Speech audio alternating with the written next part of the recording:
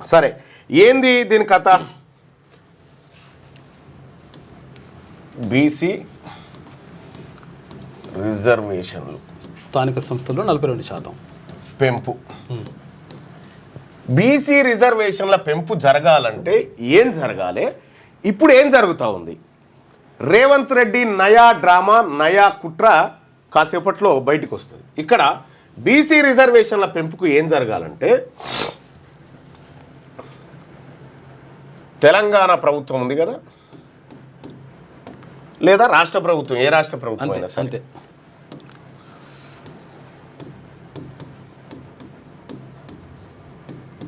రాష్ట్ర ప్రభుత్వం రిజర్వేషన్లు పెంచదలుచుకుంటే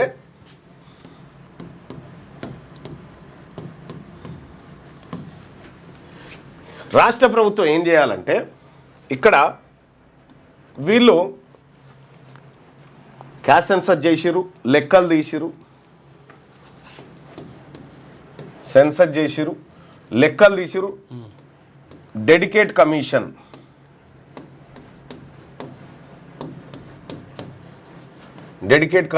వేసిరు.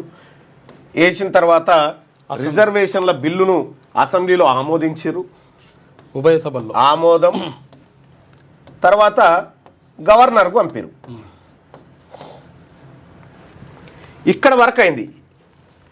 వాస్తవానికి గవర్నర్కు పంపిన తర్వాత రాష్ట్రపతి గారికి గవర్నర్ పంపిస్తాడు.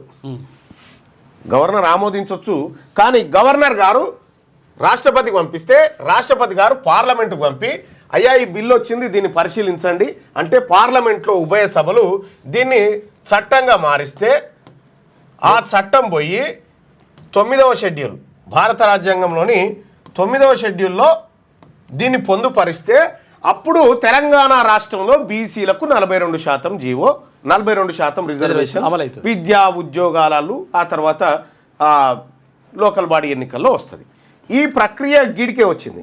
ఇంకా అటు బోనే ఈయన రేవంత్ రెడ్డి ఏం చేసిండు, 42% లోకల్ బాడీ ఎన్నికల జీవో తీసుకొచ్చిండు, జీవో నెంబర్ 9 జీవో తీసుకొచ్చిండు.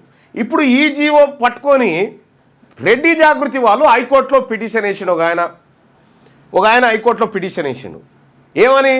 అయ్యా వీళ్ళు ఈ ప్రాసెస్ కంప్లీట్ చేయలేదు కాబట్టి ఈ జీవో ఏదైతే ఉందో, ఈ రిజర్వేషన్ జీవో ఏదైతే ఉందో దీన్ని కొట్టేయండి అని పోయిండు.